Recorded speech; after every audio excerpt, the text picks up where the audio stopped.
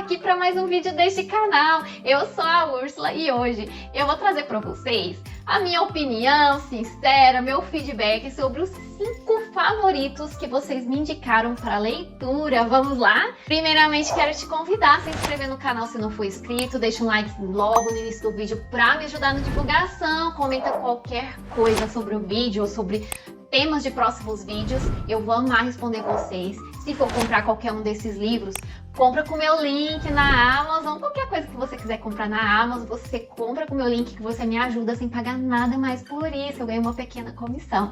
E se quiser me dar um presente, já chegando no final do ano, a minha wishlist está aqui embaixo, né? Eu vou amar receber um presente de você.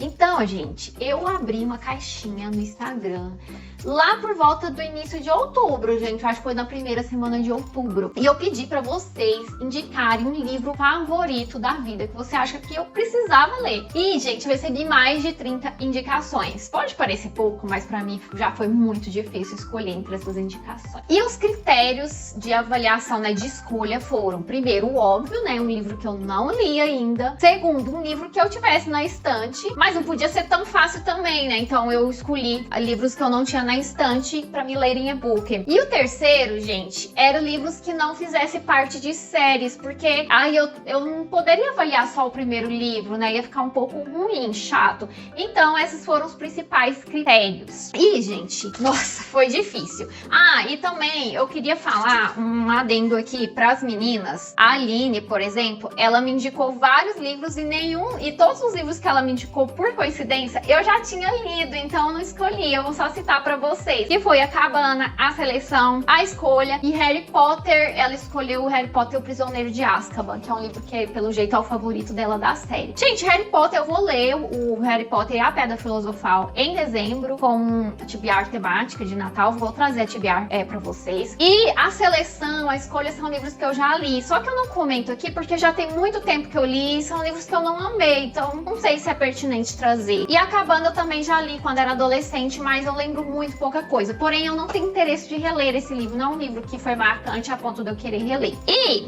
também me indicaram umas 3 vezes Vergonha. Eu não tenho vontade de ler esse livro, gente, porque eu assisti o vídeo completo do Paulo Hartz. Então eu já sei até o final, então não tenho vontade de ler, gente, desculpa. Então vamos agora, antes de falar os livros, eu quero também que você escreva aqui no comentário um livro favorito seu que você acha que eu tenho que ler. Porque aí eu vou anotar essas dicas do YouTube para um próximo vídeo, então vai ser específico. E me fala o livro que você acha que eu tenho que ler, que não seja nenhum desses, para me poder ler e gravar um próximo vídeo, tá bom? Então vamos agora rapidão começar. Eu estou falando por ordem de leitura. O primeiro livro que eu li foi dia 11/10 que eu concluí. E a pessoa que me indicou foi a Rosália. E, gente, quando ela indicou esse livro, foi ela e, se não me engano, a Amanda também indicou. Eu não vou deixar o print na tela porque eu perdi, porque eu anotei isso tudo no caderno. E depois eu perdi os prints. E também eu sei que tem pessoas que não gostam de que exponha seus Instagram, seus arrobas. E eu só vou expor os arrobas de pessoas que têm gênero literário, né? Que é Instagram com tema de livro. Então tá, esse livro é O Menino do Pijama Listrado. Gente, eu ganhei esse livro do meu cunhado. Aqui, eu li! E ele me deu de aniversário do acervo dele, né? Do livro. Era um livro que ele tinha, que era um livro favorito dele, e eu enrolei pra ler. Mas agora eu li O Menino do Pijama Listrado. Eu nunca tinha lido nada do John Boyne. E esse aqui é aquela clássica edição da Companhia das Letras. Vou mostrar aqui pra vocês a diagramação. E ele, como vocês podem ver, é um livro bem curto. Aqui nós temos a história do Bruno, que ele mora em uma mansão com a irmã e os pais em Berlim. Só que o pai dele entra para um grupo lá de pessoas radicais afugentando os judeus em campos de concentração. E o pai dele é designado para um campo de concentração em uma região muito afastada. Então o Bruno, que tem 9 anos, ele se vê obrigado a largar a casa que ele vivia, a ficar longe dos avós que moravam muito perto da casa dele e também dos amigos. Ele tinha 2 amigos muito próximos próximos. E ele não entende o porquê dele estar tendo que ir mudar para um lugar tão longe. E quando ele chega lá, é um casarão, no meio do nada. E ele não tem amigos. A irmã dele tá numa fase que não quer brincar com ele, ela tem 13 anos. Então, gente, ele se vê muito sozinho. E da janela do quarto dele, ele enxerga uma área, uma região totalmente cercada. E lá tem pessoas que usam pijamas listrados, como esse da capa. Ele tem uma textura. E aí, ele muito curioso, ele é explorador, ele vai andando nessa fazenda, nessa área, e um dia ele vai encontrar um menino nesse lugar, na cerca, perto, que é o Samuel. E ele vai começar a fazer amizade com esse menino. Além disso, dentro da casa, a gente tem empregados que são judeus. E um dos cozinheiros é, inclusive, médico, gente. É muito triste você ver pessoas que tinham vidas, elas tinham empregos, elas tinham carreiras, elas tinham casas, e foi tudo arrancado delas. Isso aos olhos do menino que não entende o que tá acontecendo, ele não sabe a diferença entre judeu e o que ele é. E é muito triste, gente. Eu chorei em alguns momentos. É um livro delicado, simples, linguagem super simples. Não é um livro de guerra aqui muito impactante, com muitas cenas pesadas, porque é visto pelos olhos de um menino. E o final mata, gente, mata. Se você não leu esse livro, eu recomendo sim a leitura. Eu dei 4 estrelas, não dei 5, porque eu acho que o final ficou não só muito aberto, só como eu acho, poderia ter explorado mais a relação entre o Bruno e o Samuel, poderia ter falado um pouco mais sobre o Samuel e Samuel, eu acho que fala, e o campo de concentração em si. Isso é bem, assim, bem por cima. Eu acho que porque o autor quis mostrar pelos olhos de um menino que não entende tanto quanto seria um adulto. Mas, por conta disso, eu dei 4 estrelas, só que eu acho que pro público que ele é designado, que é um público mais infanto-juvenil, genial, tá? Super indico. E, como eu disse, foi a Rosália. Muito, muito obrigada, Rosália e Amanda, por me darem essa dica. Tá aí a leitura. E agora, gente, o segundo livro é um pouco mais polêmico. Esse livro eu li em e-book, vou deixar aqui pra vocês, chama 1000 Beijos de Garota. Esse livro, gente, está indicado no TikTok, tá no Instagram, tudo quanto é lugar que você bate, tem alguém indicando esse livro. E eu li em e-book. O e-book contava 550 páginas, mas parece que o físico tem menos, só que é um livraço, né, gente? É um livraço e é um romance bem dramático. Quem me indicou foi a Bárbara e a Arança do Book and Film Lover. A Arança também me indicou fazendo o meu filme, só porque esse livro faz parte de uma série, então não quis ler no momento. E eu dei preferência, então, para 1000 Beijos de Garoto. E, gente, ele é da Tilly Cole. Eu nunca tinha lido nada dessa autora. Ele já tem um tempinho, acho que é de 2017. E, basicamente, é assim. Nós temos um casal, a Pop e o Rooney. A Pop, aos 9 anos de idade, a avó dela, muito doente, com câncer, morre. Só que antes de morrer, no leito de morte, ela entrega um pote, que é justamente esse pote da capa, com 1000 papelzinhos, onde a Pop tem que registrar 1000 beijos de garoto. Então toda a história gira em torno desse pote, com essa promessa que ela fez para a avó. E na região, ali no bairro onde ela morava, ela tinha um grande amigo, né? Ela aos 9 anos tinha um grande amigo, que é o Rooney. E ele é norueguês. Inclusive ela chama ele de Viking, porque ele é norueguês, né? Tem uns olhos claros, o cabelo loiro, ele é bem padrãozinho, né? E ela chega com ele triste, né, pela morte da avó, e contando essa história do pote. E o Rooney, ele fica com muito ciúme. Fala, não, você tem que ser minha amiga, não é pra você beijar nenhum outro garoto, e eu vou te dar os 1000 beijos de garoto. E ele já dá esse primeiro beijo nela com 9 anos. E desde então eles se veem namorados. E aí pula pra 15 anos de idade, quando a Pop, ela toca muito bem um instrumento, e ele vai na apresentação dela, ele mostra como eles estão namorando, né, e firme, já tem vários beijos de garotos registrados. E o Rooney, após essa apresentação da Pop, ele descobre pelo pai dele que eles terão que voltar pro país deles, porque eles saíram de lá, né, eles saíram da Noruega pra morar na Geórgia, nos Estados Unidos, que é onde a Pop mora. Só que o pai dele recebe uma proposta pra voltar de onde eles vieram. E, gente, o Rooney fica muito chateado, só que ele acaba sendo obrigado, afinal ele tem só 15 anos. E então eles vão ficar afastados por 2 anos. E aí quando ele volta, ele descobre uma coisa horrível, né? Ele tá muito chateado com a Pop, porque eles prometeram manter um relacionamento durante essa distância, só que a Pop some após 3 meses que ele tá morando lá. E depois de 2 anos, eles acabam retornando. Coisa dele, ele tenta, né, ignorar ela, mas em algum momento eles vão conversar e ela vai explicar o porquê dele de ter cortado o contato com ele. Gente, esse livro, as primeiras páginas me tocaram muito. Eu chorei, eu falei, nossa, eu acho que eu vou dar 5 estrelas, favoritado. Bom, gente, então assim, minhas considerações finais sobre O Mil Beijos de Garoto. É um livro com muita potencial. Ele começa com um romance bem bonitinho, toda a história do Pote, de anotar os meus beijos de garoto. Só que ele tem um protagonista tóxico. Ele agride o pai dele, ele é grosseiro com as pessoas, ele é possessivo com ela, porque logo no primeiro encontro que ela volta, né, que eles voltam a namorar, ele já sai dando uma resposta pro garçom, só porque ele acha que o garçom olhou pra Pop. Ele é grosseiro com a atendente e a Pop tá sempre tentando ali salvar esse garoto que ele tá passando por um momento difícil. Qual foi o momento difícil, meu Deus? Eu queria entender. Porque assim, ele não tem motivo pra ele agredir o pai dele, pra ele estar bravo com o pai dele, porque o pai dele precisou voltar pra cidade por trabalho. Ele queria viver debaixo de uma ponte. Não faz sentido, você entendeu? Mesmo que ele esteja nervoso com o pai dele, chateado, triste, é muito diferente você simplesmente cortar relações, culpar o pai por tudo que aconteceu com a Pop, por tudo que é o momento que eles estavam separados. Eu sei que ele é adolescente, mas eu sou contra falar que é normal um adolescente agredir o pai porque tá nervoso. Não, respeite seus pais, seja um bom filho. Entenda, os pais, eles são seres humanos também, eles erram e eles também, às vezes, precisam tomar decisões difíceis. Então, o Rooney, eu não consegui gostar dele, gente. Tem aquela ideia da mulher salvadora. Não entre nessa, gente. A mulher não salva ninguém. Você não é obrigada a salvar e a ser uma mãe, porque tem hora que ela mais parece uma mãe pra esse Rooney, a Pop que eu estou falando, do que uma namorada. Você não é mãe do seu cônjuge, do seu namorado. Você não tem que salvar ele. Você não consegue salvar quem não quer ser salvo.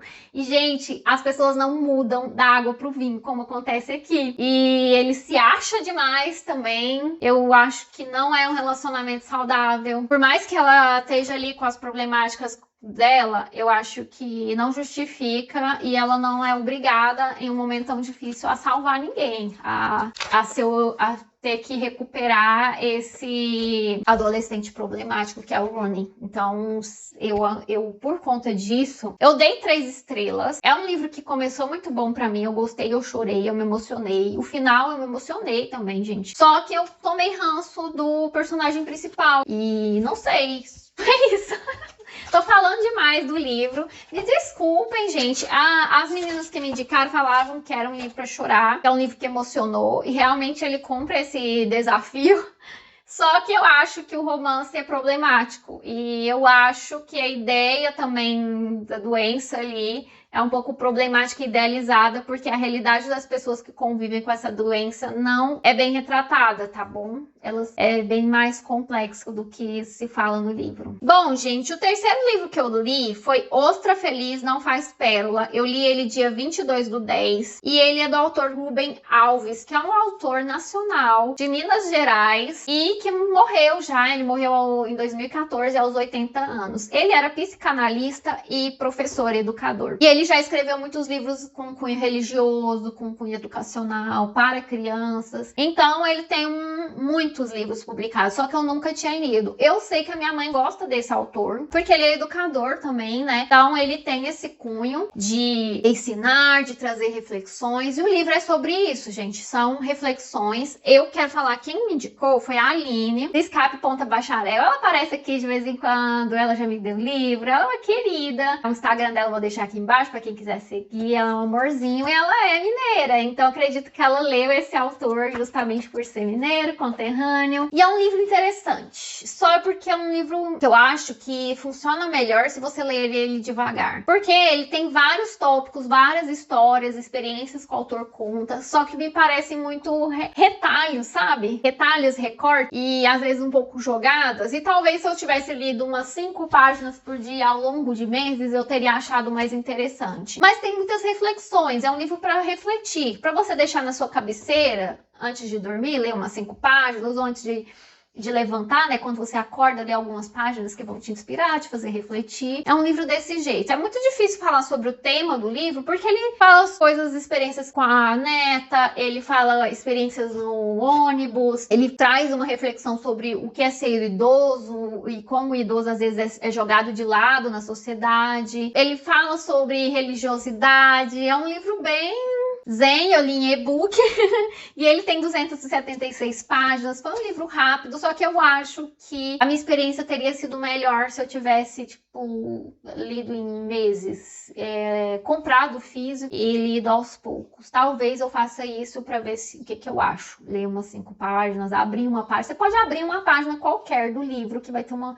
reflexão. Ele não segue uma sequência. Eu dei 3 estrelas, eu não gosto muito de livros de autoajuda, só que eu achei interessante. Eu anotei algumas frases, eu tive algumas reflexões, eu gostei da indicação da Alice, é um livro nacional. Então eu indico, como eu disse, para ler aos poucos. Compre o livro físico, coloque na sua cabeceira da cama, do ladinho, antes de dormir, ler algumas páginas ou antes de levantar da cama. Eu acho bem interessante. Agora, no dia 27/10, eu li O Jardim Secreto. Essa escolha, gente, tava lá, só uma pessoa que me indicou. Outra Feliz Não Faz Pérola também foi só uma pessoa que me indicou, que foi a Aline. Eu escolhi esse aqui, O Jardim Secreto, porque ele estava na minha TBR de aniversário, né? Eu tenho que ler até maio do ano que vem. É um clássico infantil, ele tem uma personagem bem interessante. E eu comprei essa edição da Dark Side, belíssima.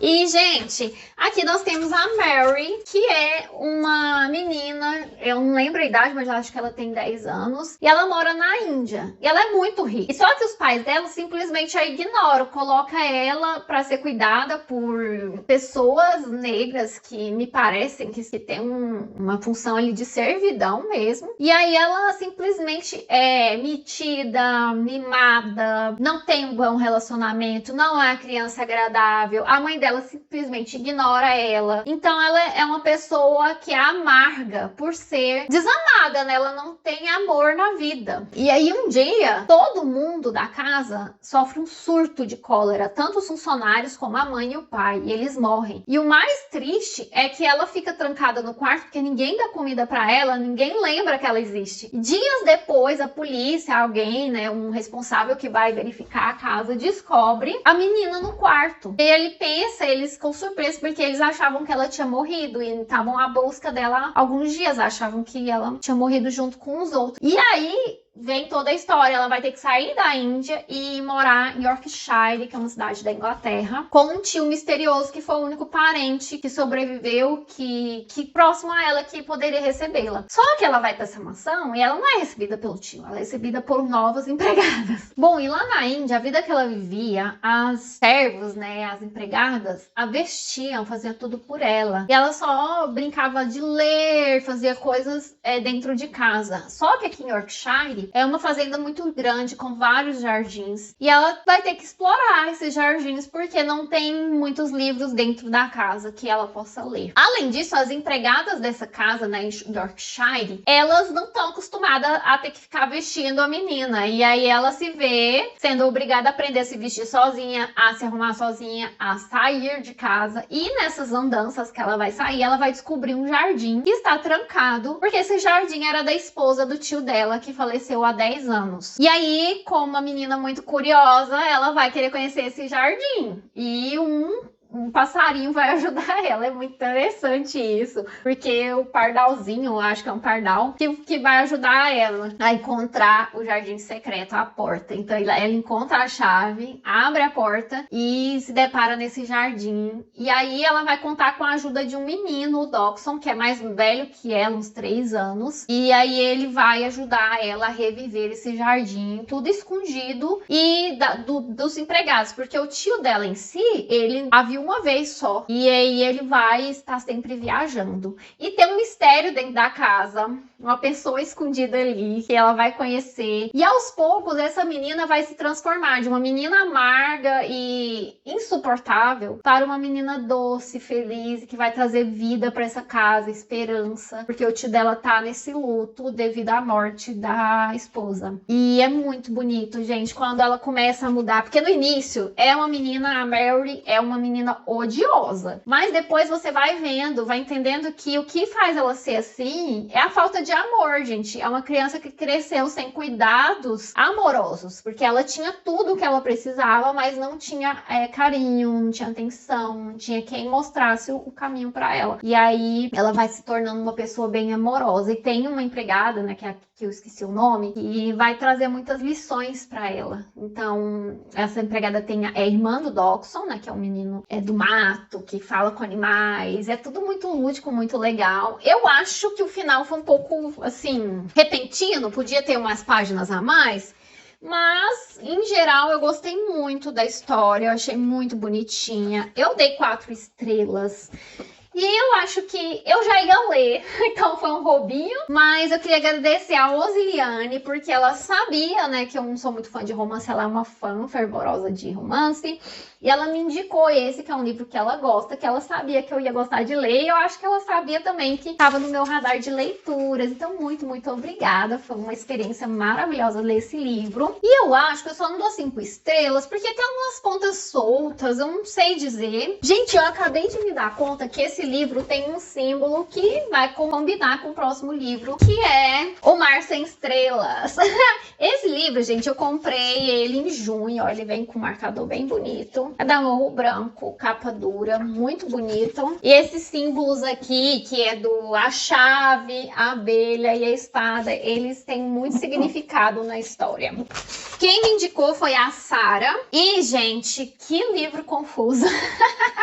Esse livro, gente, é um livro que eu tô pensando até hoje. Eu não sei se eu ia dar 4 estrelas ou 4 estrelas e meia. Mas eu acho que, como é um livro que eu terminei sábado, hoje é segunda, eu ainda tô refletindo sobre o livro, eu acho que ele merece 4 estrelas e meia. E é isso. E o que é o livro? Eu não sei fazer uma resenha, explicar direito, mas vou tentar.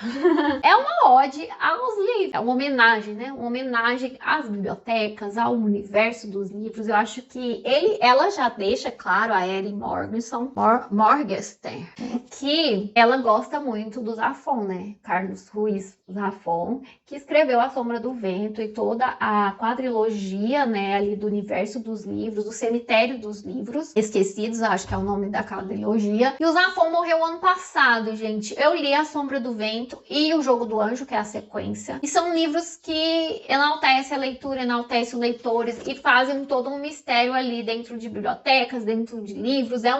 Contam uma história dentro de uma história. Ela cita A Sombra do Vento aqui no início do livro. E esse livro tem muito desse universo do Zafón. Só que eu acho que o Zafón, ele explica mais. Ele dá uma finalização mais explicadinha pro livro. Aqui não, gente. Aqui é tudo muito subjetivo. Não tem só um livro dentro do livro. Tem Doces Dores, que é citado aqui, que é uma história dentro dessa história do Mar Sem Estrelas. Mas também tem outro livro aqui que é citado. E assim, você fica muito confuso. Tem hora A Balada de Simão e Eleonor, é outro livro que conversa com Doces Dores, conversa com Mar Sem Estrelas e é uma loucura. Bom, gente, Mar Sem Estrelas vai contar a história do Zachary, que quando ele era criança, ele estava passando ali na rua e ele olha pro muro e esse muro tem uma porta pintada. E a porta tem um efeito meio 3D, ele acha que é uma porta real pintada no muro. Só que é uma porta no meio de um muro, do nada. E aí ele quer entrar e ele toca a maçaneta parece real, ele vê que é real, só que ele fica com medo. Mas ele fica com essa